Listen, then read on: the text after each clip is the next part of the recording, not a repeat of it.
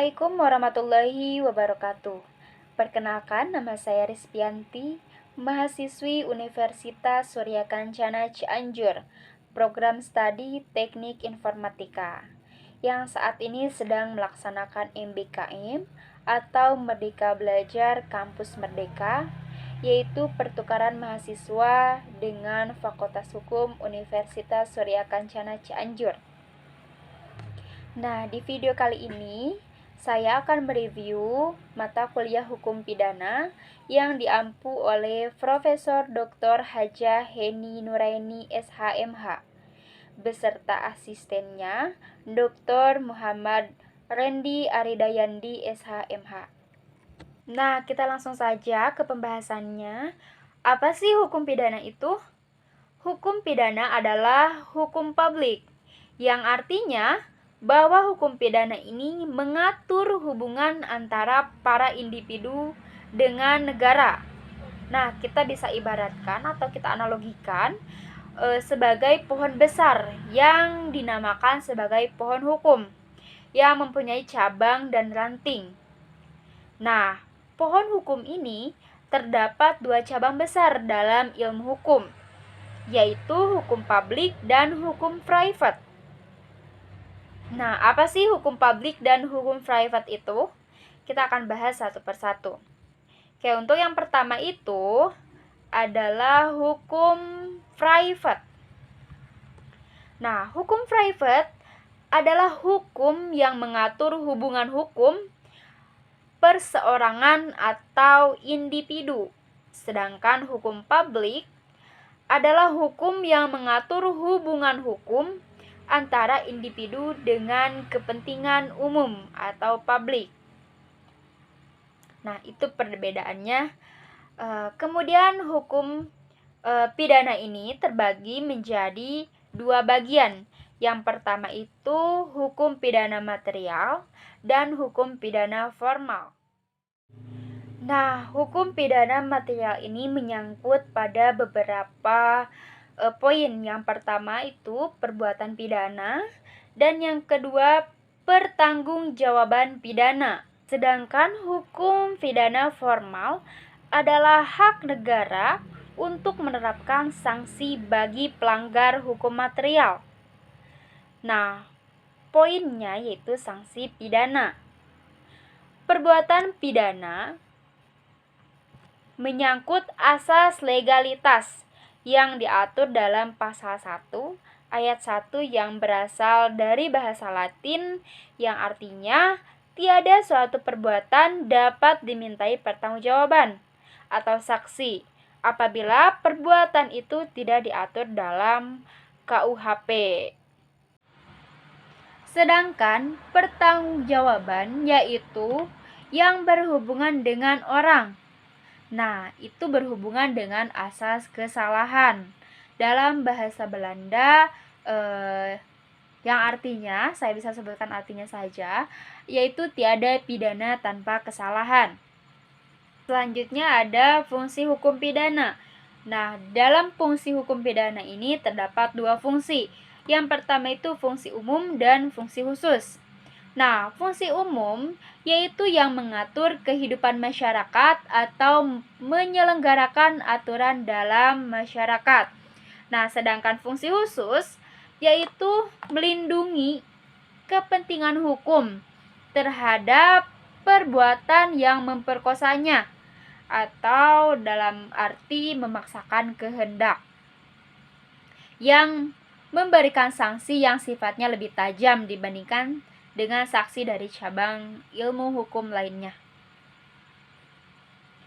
Nah, contohnya ada pada pasal 362 yang mengatur pencurian, yang kurang lebih bunyinya seperti ini. Barang siapa yang dengan sengaja dan melawan hukum yang mengambil sesuatu barang atau benda yang sebagian atau seluruhnya milik orang lain akan dipidana karena pencurian. Nah, jadi di sini ada perlindungan hukum dari negara kepada warga negaranya.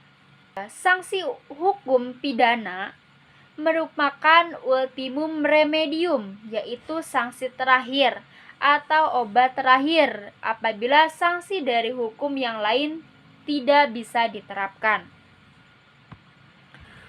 Atau bisa sebagai pedang bermata dua. Kenapa disebut seperti itu? Kan ada dua mata pedang. Mata yang pertama itu berfungsi umum dan yang mata keduanya itu berfungsi khusus. Kemudian bisa sebagai mengiris daging sendiri.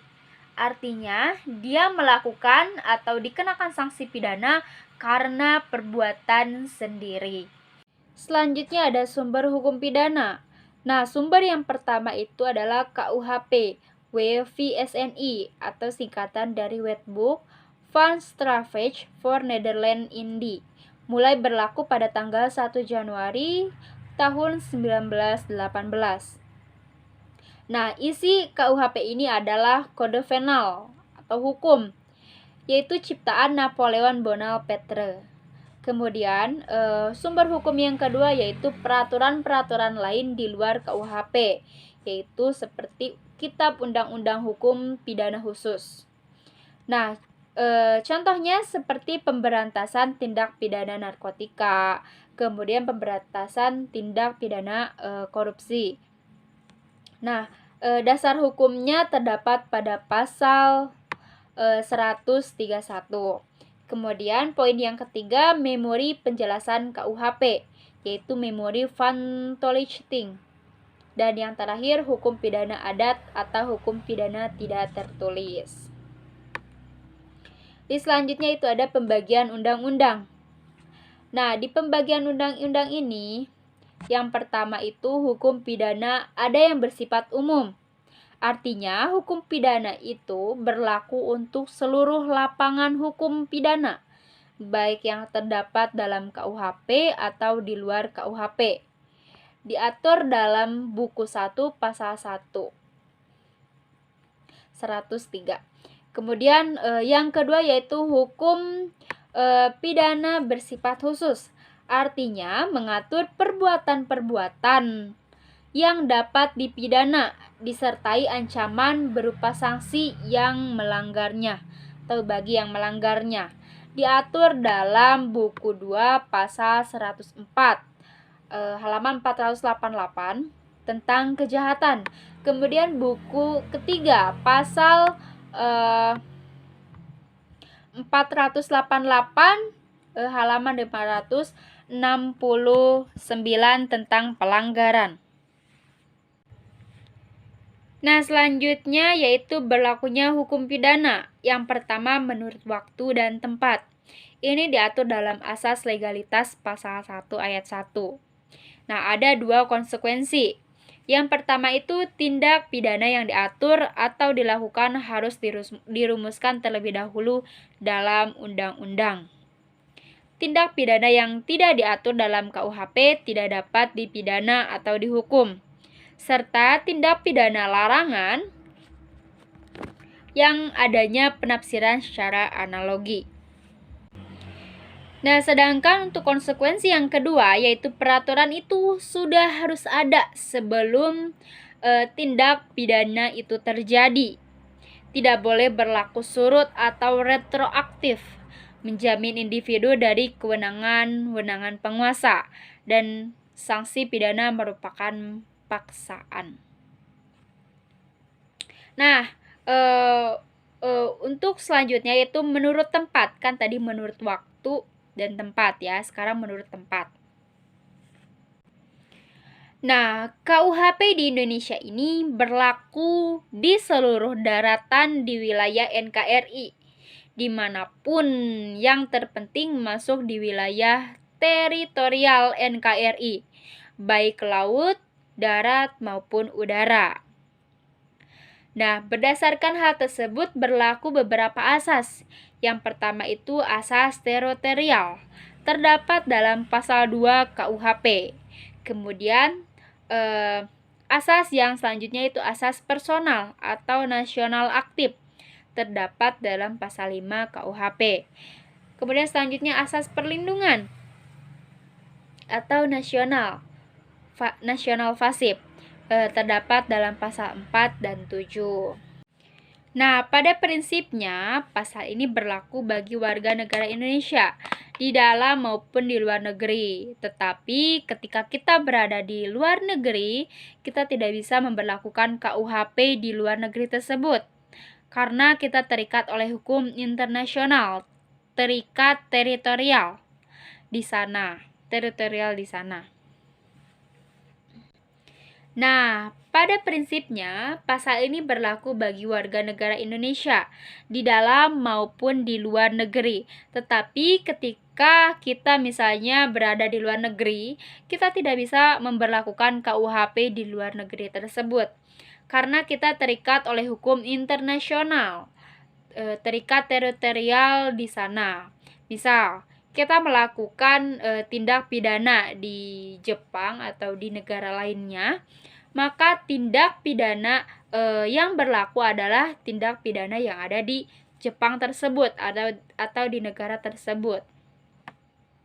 Nah, ini berdasarkan asas universalitas dan ekstradisi penyerahan atau bantuan hukum yang bersifat internasional biasanya diberikan setiap negara terhadap warga negaranya yang melakukan tindak pidana di luar hukum. Misal nih ya, kita bisa melakukan bantuan hukum kalau ada ekstradisi atau perjanjian antar negara. Misalkan ada TKI dari tenaga kerja Indonesia yang di luar negeri itu, misalkan mereka melakukan tindak pidana. Nah, mereka bisa dibantu oleh negara, tetapi harus ada ekstradisi atau perjanjian antara negara, misalkan Indonesia dengan Malaysia. Nah, kita harus melakukan perjanjian terlebih dahulu antara dua negara tersebut, seperti itu. Mungkin hanya itu saja yang bisa saya sampaikan. Mohon maaf bila ada salah ucapan. Maklum karena memang saya dasarnya bukan di hukum, jadi mohon maaf bila ada pasal-pasal yang salah atau penyebutan nama atau apapun, mohon dimaafkan. Terima kasih. Wabillahi taufiq wal hidayah. Wassalamualaikum warahmatullahi wabarakatuh.